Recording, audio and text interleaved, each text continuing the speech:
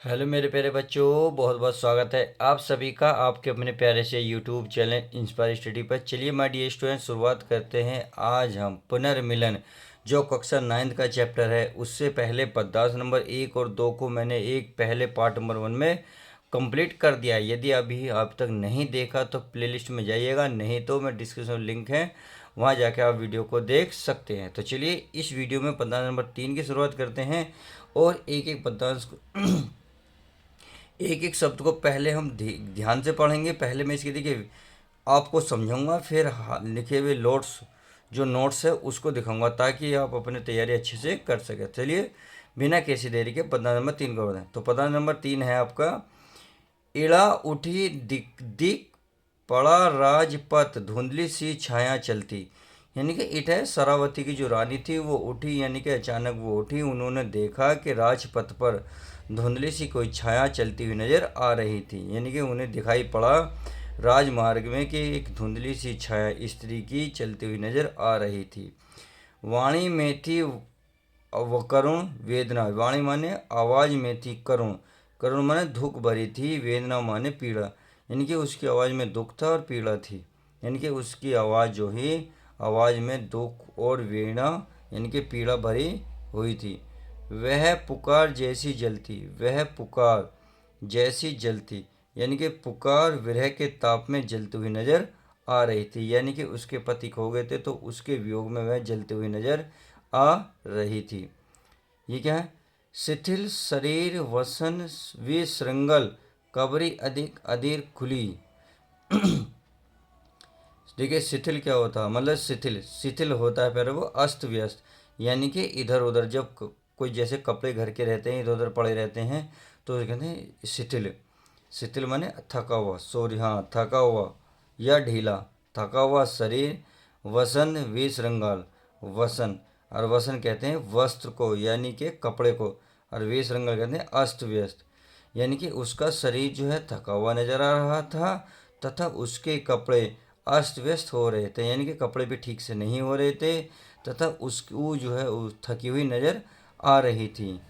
कबरी अधिक अधीर खुली, कबरी अधिक, कबरी माने होता है उसकी चोटी अधिक, चोटी जो है अधिक अधीर खुली, और चोटी उसकी खुली और नजर खुली हुई थी।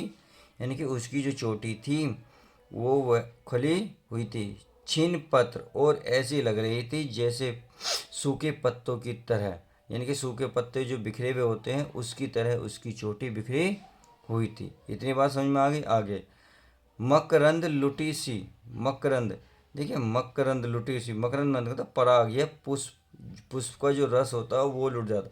जब किसी पुष्प का जो रस लुट जाता है वो इस तरीके से लुटी हुई नजर आ रही थी, अर्थात उस बिल्कुल उदास थी, उसके चेहरे पे मायूसी छाई हुई थी। वो बिल्कुल ऐसे लग रही थी जैसे पुष्प का रस चूस जाने पर वो उदास हो जाता है, उसी प्रकार वह भी उदास लग रही थी। जो मुरझाई हुई कली, और वो ऐसी लग रही थी जैसे मुरझाई हुई कली होती है, तो वो बिल्कुल सेम ऐसी ही मुरझा रही थी। तो उम्मीद है पद्यांश नंबर 3 अच्छे से समझ में आ गया होगा। तो चलिए अब नोट्स को देख लेते हैं। तो देखिए पहले संदर्भ, संदर्भ का पूर्ववर्ती रहेगा जो मैंने पार्ट नंबर 1 में बता दिया है। प्रसंग, प्रस्तुत पद्यांश में कवि ने बताया है कि इला सोच में डूबी बैठी थी, तभी उसे एक स्त्री की आवाज़ सुनाई पड़ी जो अपने पति को ढूंढने की पुकार कर रही थी। अब व्याख्या देख लेते हैं। प्रसाद जी कहते हैं कि श्रद्धा की वेदना भरी आवाज़ सुनकर ईड़ा चौंक कर उठ खड़ी होती है। ईड़ा को राजपथ पर किसी स्त्री की धुंधली सी छाया चलती प्रतीत होती है, जिसकी वाणी में करुण वेदना है। वह पुकार विरह के ताप में जलती हुई प्रतीत हो रही है। श्रद्धा का शरीर अपने प्रीतम की खोज में दुर्लभ हो गया है और उसके वस्त्र भी अस्त व्यस्त हैं। उसकी वेणी खुल गई है, वेणी माने बताया था मैंने चोटी, यानी कि उसकी चोटी खुली हुई है और वह टूटे पत्तों की भांति बिखर गई है, मानव फूल से उसका पराग छिन गया हो। श्रद्धा की स्थिति ऐसी हो गई है जैसे कोई कली पूर्णतः मुरझा गई हो। उम्मीद है इतनी बात समझ में आ गई। अब चलिए इसका काव्य सौंदर्य भी देख लेते हैं, काव्य सौंदर्य भी अच्छे से कवर कर लेते हैं। अगर काव्य सौंदर्य की बात करें, काव्य सौंदर्य में भाषा, तो भाषा साहित्य खड़ी बोली, गुण है प्रसाद, रस है वियोग, श्रृंगार एवं करुण। सही है। आज छंद की बात करें तो मात्रिक है। अगर अलंकार की बात करें तो उपमा अलंकार, रूपक अलंकार और अनुप्रास अलंकार।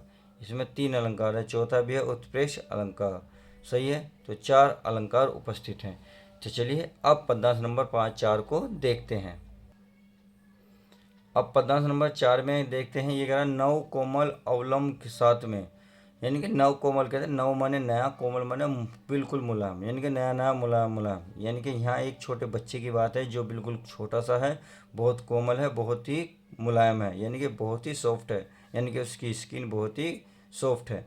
तो नव बच्चा अवलंब साथ में, अवलंब कहते हैं सहारा लिए हुए है, यानी कि एक छोटा बच्चा जिसका सहारा लिए वह किशोर उंगली पकड़े, यानी कि सहारा, अपनी माँ का सहारा लिए हुए, अपनी माँ की उंगली पकड़े हुए है। वे माने होता उम्र, यानी कि उम्र में जो छोटा है वह अपनी माँ के साथ सहारा लिए हुए खड़ा है या उंगली पकड़ के खड़ा हुआ है। चला आ रहा मौन धैर्य सा, चला आ रहा मौन धैर्य सा, और वह चला आ रहा है, यानी कि वह चला आ रहा है, शांत है, चला आ रहा है मौन धैर्य सा, चला आ रहा है, मौन माने हुए शांत, बिल्कुल शांत, और धैर्य सा, धैर्य की मूर्ति प्रकट सा रहा, यानी कि शांत भी है और धैर्य, बिल्कुल धैर्य बनाए हुए है, बिल्कुल धैर्य, बिल्कुल जैसे ऐसे खड़ा है जैसे कोई एक मूर्ति खड़ी होती है।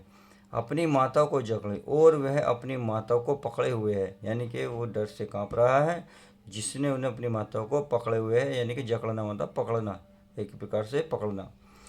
थके हुए थे दुखी बटोही, वे दोनों ही माँ बेटे, यानी कि थके हुए थे दुखी, वे थके हुए थे दुखी थे, और बटोही माने होता है पति, यानी कि राहगीर।